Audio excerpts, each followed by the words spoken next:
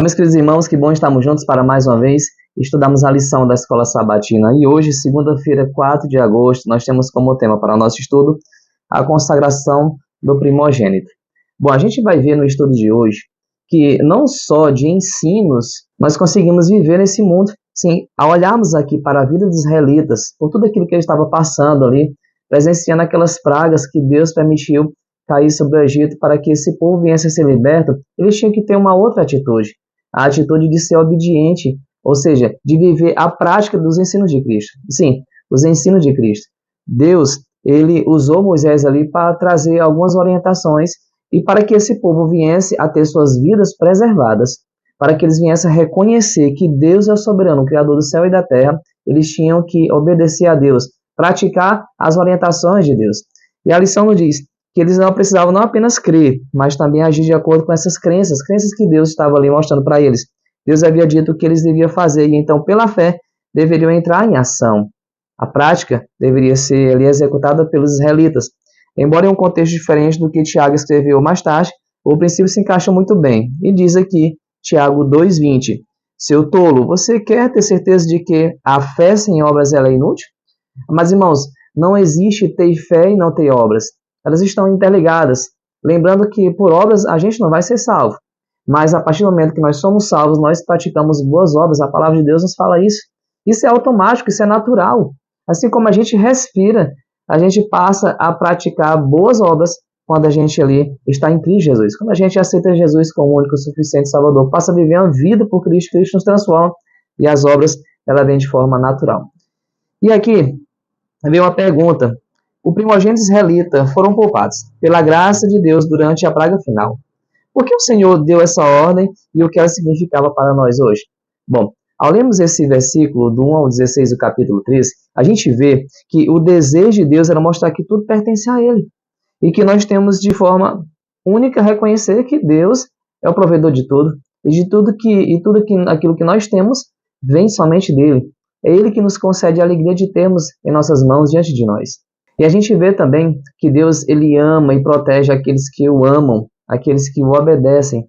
E como prova disso, a gente vê as orientações que eles receberam, os israelitas, de matar um cordeirinho novinho, de 1 ano, sem defeito, pegar o seu sangue e aspergir no batente ali das portas, iriam proteger eles. Sim, Deus ele não matou o primogênito da família de Israel, dos familiares de Israel, do povo de Israel. Por quê? Porque esses obedeceram. Pelo contrário, os egípcios, eles tiveram seus filhos mortos. Todo primogênito que tinha ali em uma casa, todo um filho que tinha ali em uma casa, ele morreu. As suas vidas foram ceifadas. Por quê? Porque não existia obediência naquele povo.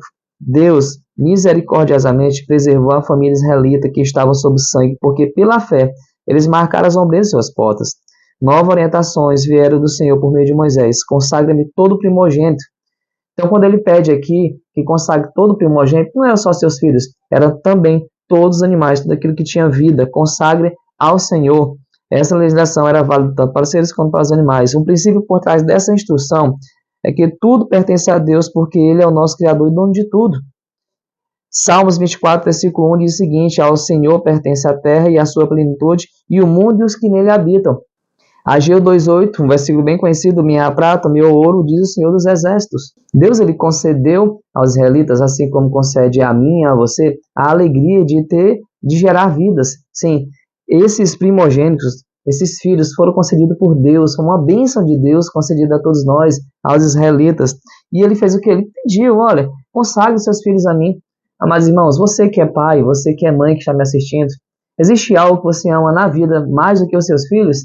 Então Deus ele quer que a gente se desapegue disso, sim, mas não ao ponto de desapegar e não ter mais irmãos. Não, dizer assim, Senhor, é teu, tudo é teu, então toma meu filho que eu tanto amo, toma aqui a minha filha. Mas irmãos, consagrar aquilo que você mais ama a Deus é você dizer, Deus, eu te amo. Eu amo também aquilo que o Senhor me permitiu ter, que é o meu filho, mas acima de tudo eu te amo. Está aqui o meu filho. E ele pediu também aqui os animais, como a gente viu. Então a gente vê aqui a ideia de redenção e salvação, pois os filhos primogênitos foram poupados da morte porque foram cobertos pelo sangue. O sangue de Jesus na cruz do Calvário foi para que nós viéssemos a ter acesso à vida eterna. pelo amor de Cristo, a gente hoje tem acesso à vida eterna pelo sangue de Cristo. E a gente vê esse sangue que protegeu da morte esse povo. Esse sangue vem protegendo a mim e a você da morte eterna. Eu não estou falando da morte, essa morte que a gente pode ser que venha passar por ela. Eu estou falando da morte eterna. Deus ele quer nos conceder o contrário disso, que é a vida eterna. Por mais que a gente venha ter nossa vida ceifada, descansar no pó da terra, naquele grandioso dia, o nosso Senhor Jesus Cristo vai vir buscar a sua igreja e nós iremos ressuscitar com um corpo incorruptível, um corpo que nunca mais pecará, com um corpo imortal. Sim, nós seremos cidadãos eternos. Nunca mais dor, nunca mais sofrimento, nunca mais morte, nunca mais perseguição. Nada do que existe de ruim nesse mundo vai existir na vida eterna com Cristo Jesus. Então que eu e você venhamos a buscar Cristo Jesus para assim ser preparado por Ele através do Espírito Santo, para que a gente venha estar de pé naquele grandioso dia. Amém? Que eu e você venhamos a consagrar cada momento, a cada instante de nossas vidas, a nossa vida ao Senhor. Vamos orar? Maravilhoso Deus, muito obrigado por estarmos aqui mais uma vez estudando a Tua Palavra. Que nada nesse mundo venha nos prender nele. Que toda a gente venha consagrar a Ti, para que tudo venha ser de acordo com a Tua vontade, mas que tudo venha acontecer de acordo com o Teu querer. Que assim seja a nossa vida de total obediência a Ti. O Senhor nos perdoe, nos limpe, nos aceite. Em nome de Jesus. Amém.